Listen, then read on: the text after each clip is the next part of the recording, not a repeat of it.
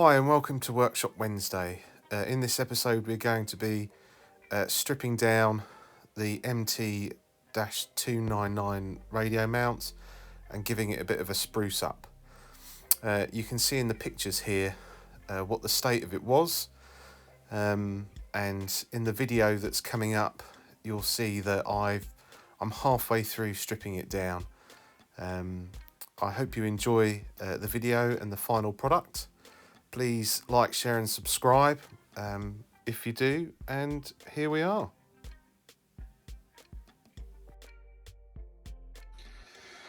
So I'm just tearing down the MT-299 base to paint it up. It really is quite simple. These are the side parts. They connect like so, and there's just two nuts that you remove from there and it takes it apart, and there's two nuts that correspond to the holes on here. What I'll do is I'll do a more detailed reassembly video so you can see how it's put together, and basically if you want to take it down then you just do the reverse. These little inserts are easy to remove. You just unscrew, remove that, and you just move that out the way, and then you can pull this down and then up and it comes out. And then this here, all you have to do is, I'm doing it one-handed,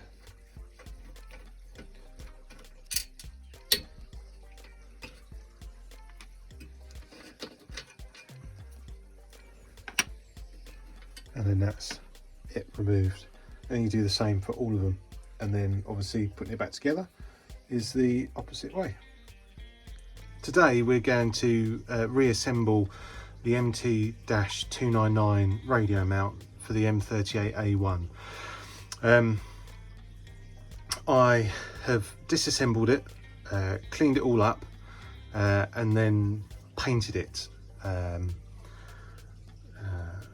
to match the colour of my Jeep, and it's just going through the process now of reassembling it all.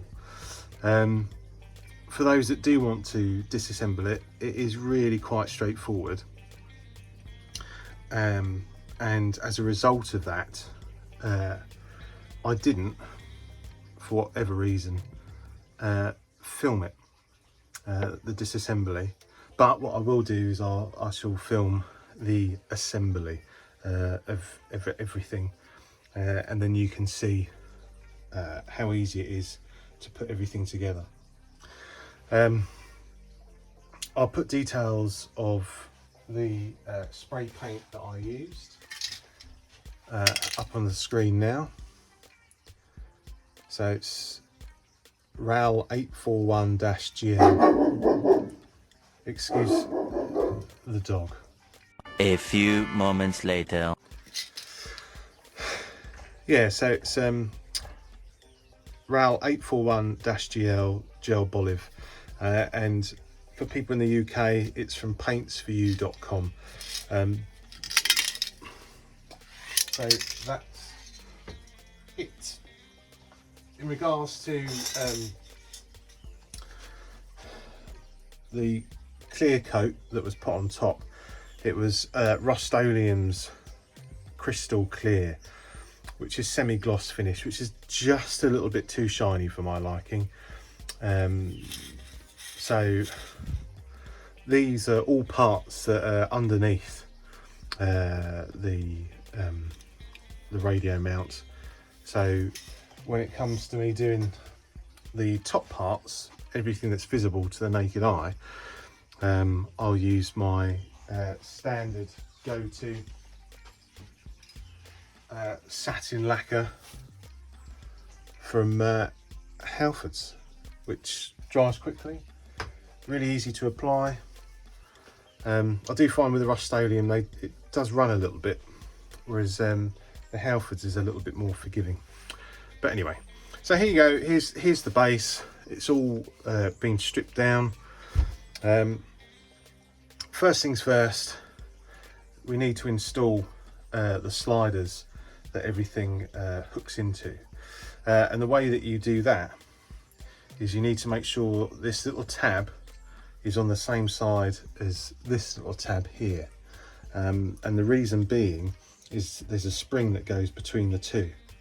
So if I feed that through like so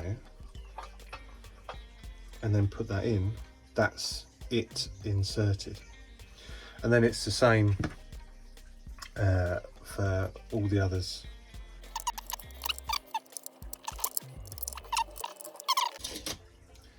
The next thing that I'm going to do is get the springs ready,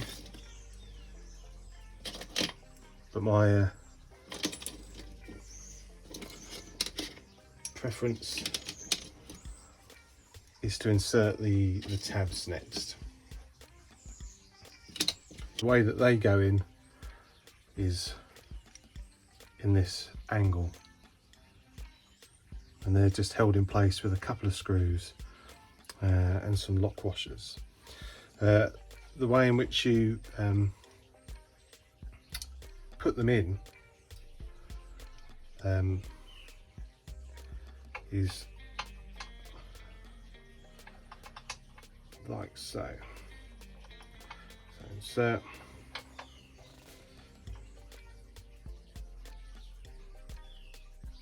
line it up, get yourself a little lock washer,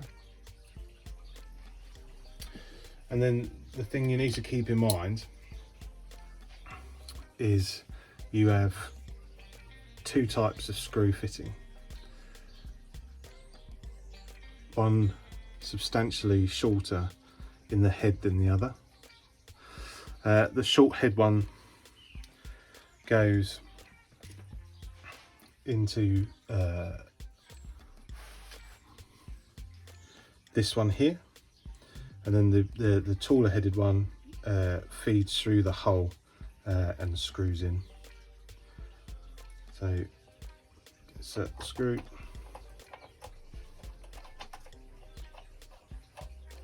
screw it down, and then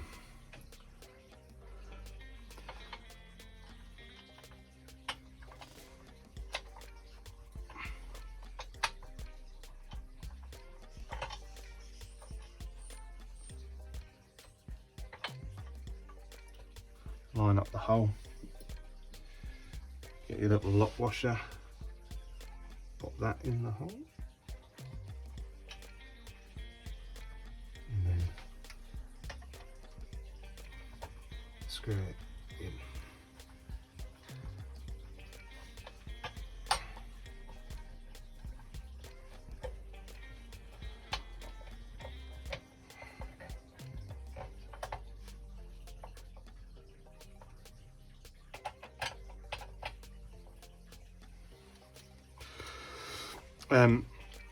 Then what you do is you get your spring, you hook it on one side,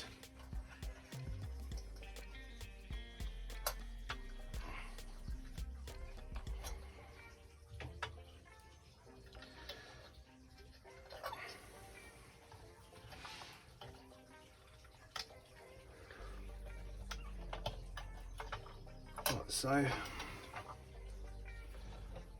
And then what I tend to do is, with the aid of my screwdriver, hook it in, and there it is.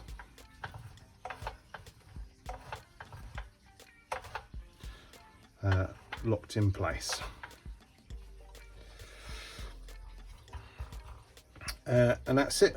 I'll do a close-up of the next one so you can see how that's done, and then I'll do the rest.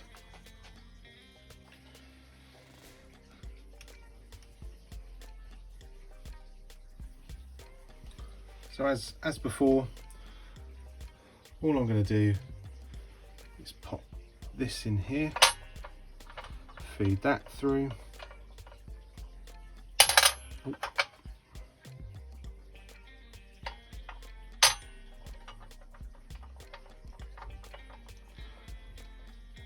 Get everything lined up as best you can.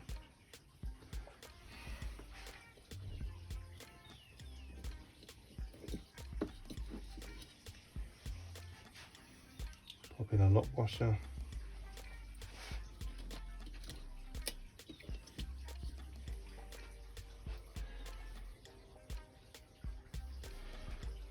Thin-headed screw.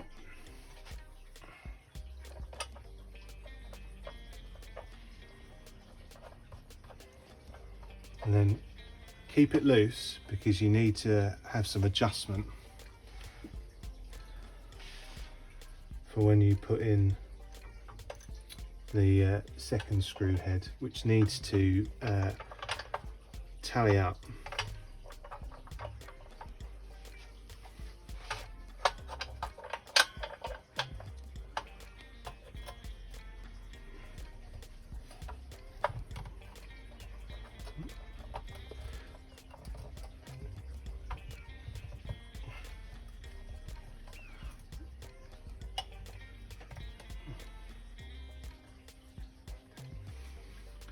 The issue that you sometimes have is this lock washer wants to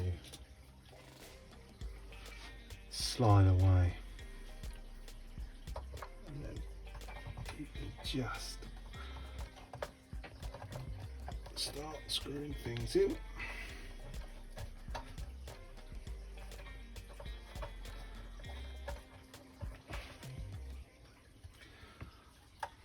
And then you can check, and it is, I have to admit, pretty important for you to get this main screw here at least flush with this surface. So if you don't, it'll catch. And there you go, you can see it locks in place. And then as before, all I'm going to do is get my hook with the spring, put it in,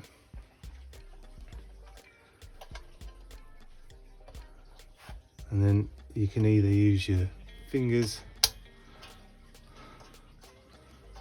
or a screwdriver, and there you go, it's sprung loaded. So I'll just do the rest.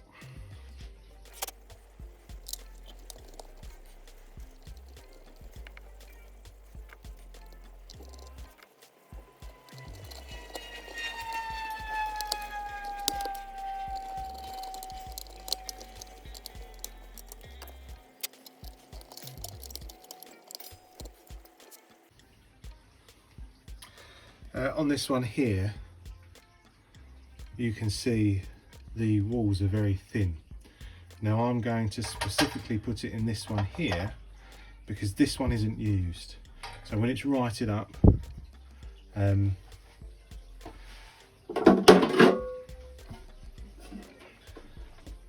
the wider radio is fitted, you can see that this middle one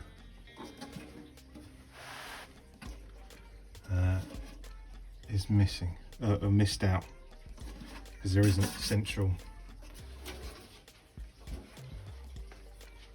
fixing there. So I'm just nursing what I've got, because parts for these are really hard to come by.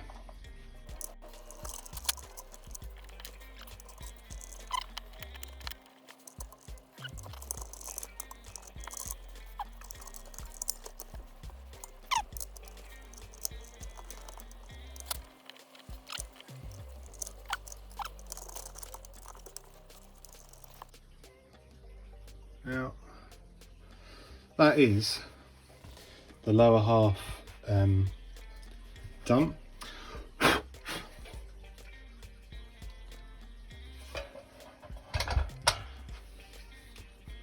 The next part of the process is to install these side mounts here and here, and all you need to do for that is to put a nut on, once again with a lock washer,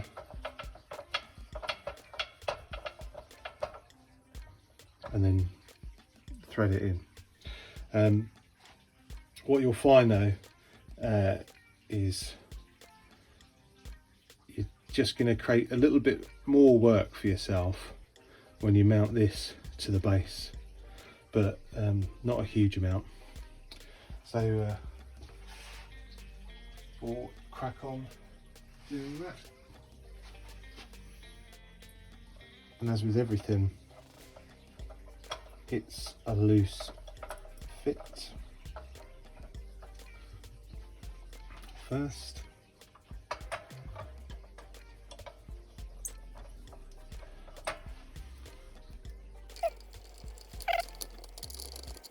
One thing I've noticed, I've got a very small lock washer, which I think belongs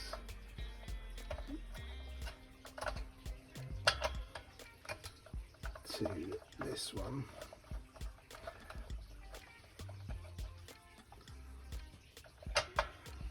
Yep. So I'll put that in. It's better to do it now than forget, because once again it's just a pain in the backside if any of these bits go missing, because where are you going to get it from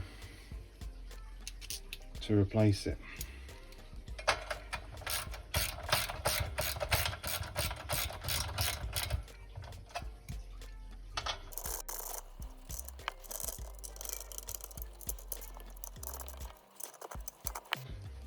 And then the next bit to install are these. A few moments later. The only thing left to do is to fasten the earthing strips to the plate. And the way in which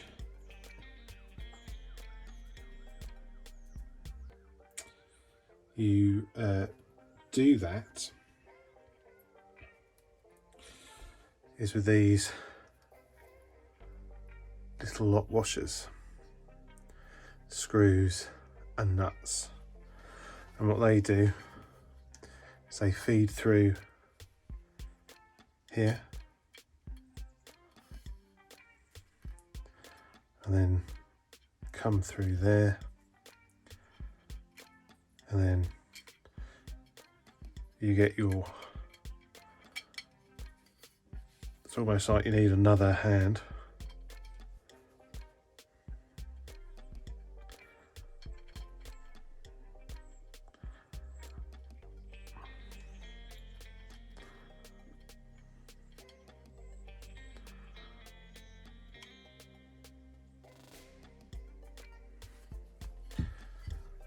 And then you screw them on.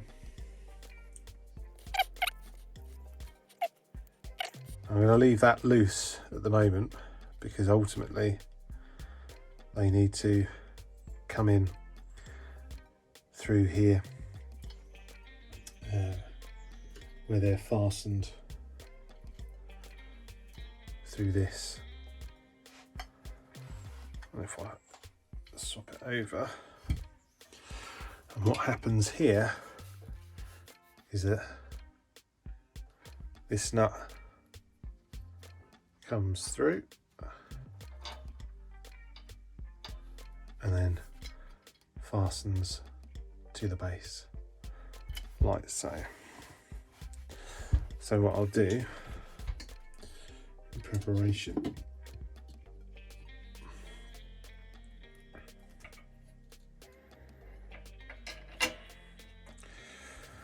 so I'll feed this all on.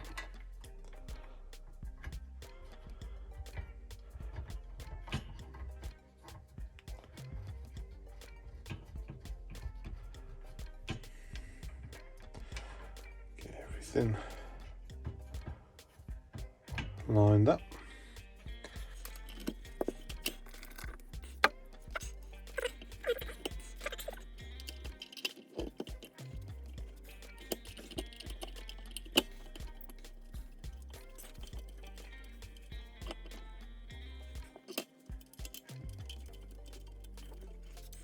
And then once these are all tightened up, hand tight, I'll then tighten them up with a spanner.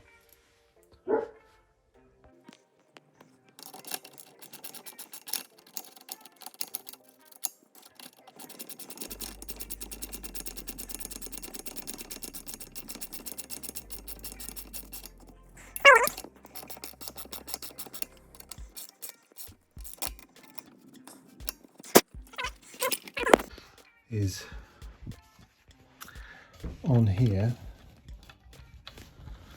just give you a close-up of how it all fits together, and I'll nip the rest up. So that's everything tightened up. You can see through there the earthing straps. And that's the MT-299 radio mount, all complete and ready for installation onto the Jeep. A few moments later. Next bit, to get the power up and running, is installation of this junction box. All it is held in with is 2 screws. They're not massive screws, and it goes in like that. There's the holes for it to mount. They're screwed in from the other side, so it's going to be a little bit cack-handed trying to get everything to line up on camera, but I will give it my best shot.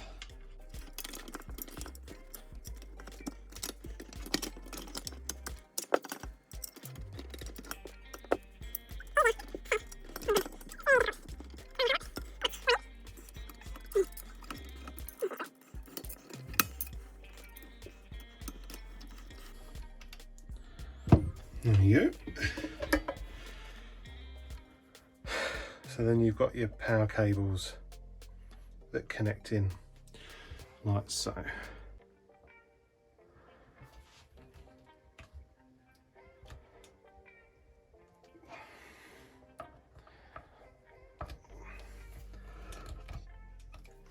let's see if I've got a bigger screwdriver.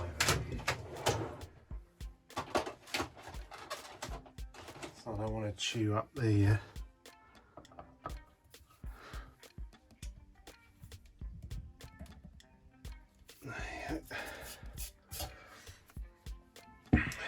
so that's now all connected and ready. A few moments later. I've cut down some washers as well, because the screw holes nearest the edge of the wheel arch means that you can't get a big washer on there, and I just want that extra surface area so there's more pressure applied and it's more evenly distributed, and it's just firmer. So I've cut down 2 washers which will fit like this on the underneath, and then there's 2 large washers, and that's just to distribute the force of when the nuts tighten down across the whole of the tray and wheel arch. A few moments later. So installing the MT-299 radio mount, I've prepared the wheel arch, given it a coat of paint, loosened the strap off, and now I'm in the position to lift it all into place, which I imagine is easier said than done when you're doing it one-handed.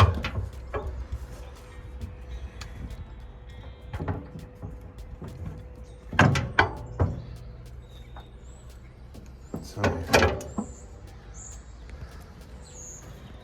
I need to loosen the strap off some more, and then I'll be back.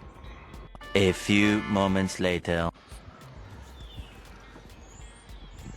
So the MT-299 radio mount has been installed. It's held in place with 4 nuts, bolts and large washers.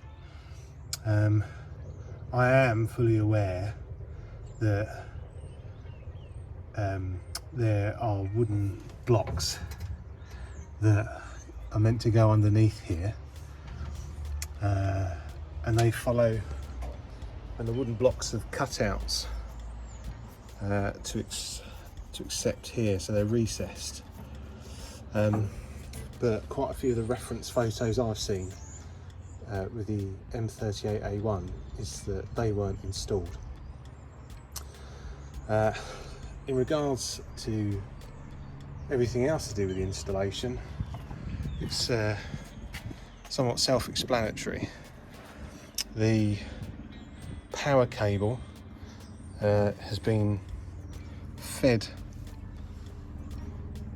behind the back of the mount, between the frame, the tub and the mount, and it currently goes down behind the driver's seat bracket. I need to find a way of fixing these securely so there's not any movement, and then it goes underneath between the chair bracket all the way through to the passenger side. I have got the